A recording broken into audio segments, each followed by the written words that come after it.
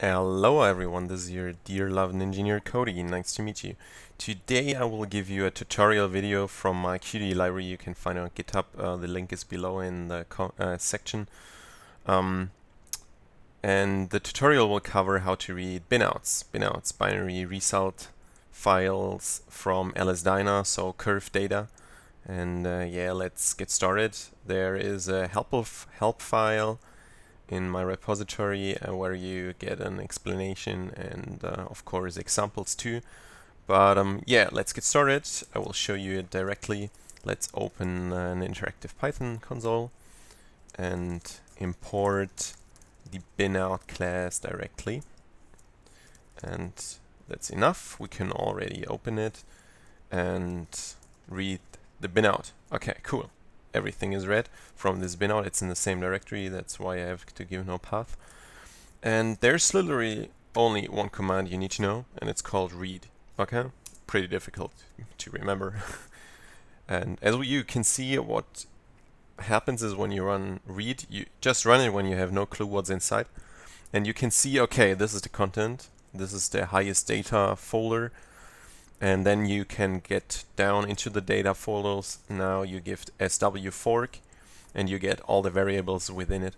I need to mention that the structure of the file itself is different from what you see here, but I wrote this comfort table wrapper functions because otherwise you take about 5 trillion billion years to extract all the data within this file. Okay, now let's just choose, I don't know. Yeah, let's just choose the time because it's time. And what you get here is a vector, and you have all the time steps related to the state data. So let's read some state data like the shear, which is also inside it. And what's really funny is the shear, you see, okay, it has the same length, but not the same width. You have 26 column entries. And the main question now is, what is going on? Why has this second dimension? This is because you can track this for multiple IDs. You don't have one entity, you track maybe 26. And of course, there is a little array called IDs, which you can also read in this SW fork. And there you see, okay, the first entry of this column here of the shear is the one with the ID 52890. And you can get the index, by the way, if you say, for example, yeah, I want to know 52, let's make 908, okay.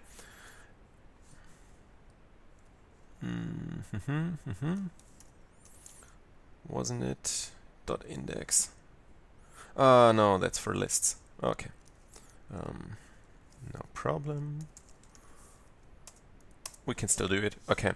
Now you know in this array here, the 18th entry has this ID. So when we want to get from this ID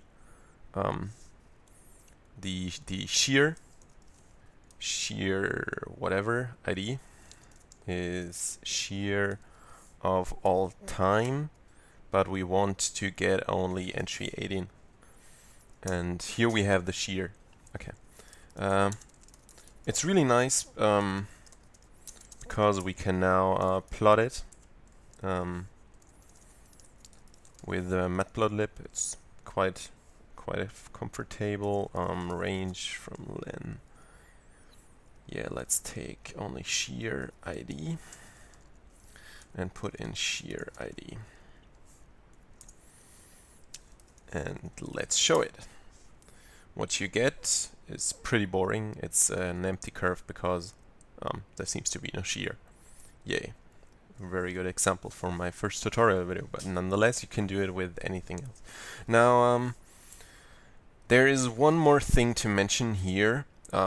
It's the same like with every other result. It doesn't matter, nodes, whatever. You can take anything you want. The last thing to mention is though that there are some results which have text data, like for example the date. Okay, the date is string data, I know it, and what you can see is when you ask for it you get numbers and you're like, This is no text at all when you look at this. The problem is when I read the data, I cannot tell whether it is a number or not, because it's just, you know, a value. Also, text is just a value in a computer. So to resolve this, you need to know the second function in this Binout, for example, toString. It is called toString, and when you write it right, it also works. And here you go.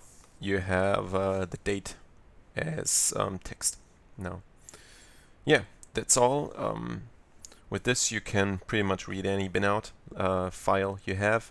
You can parse it for data. You can make your own plots. Yeah, it's you don't need to convert it to the binary data to ASCII to read it anymore. And of course, you don't have to use any commercial tool or whatever tool with scripting languages. This is pure Python. You can directly access your data. It's much easier. And I tell you one thing, I put a lot of effort in my software, so it has a high usability, because this is what annoys me the most every day with those commercial tools, how bad the usability of those tools are, even though we paid thousands of euros for them. Yeah, nonetheless, thank you very much. Leave your notes, try it out, and I hope I relieve you a little bit of your data extraction burden. Nice to meet you.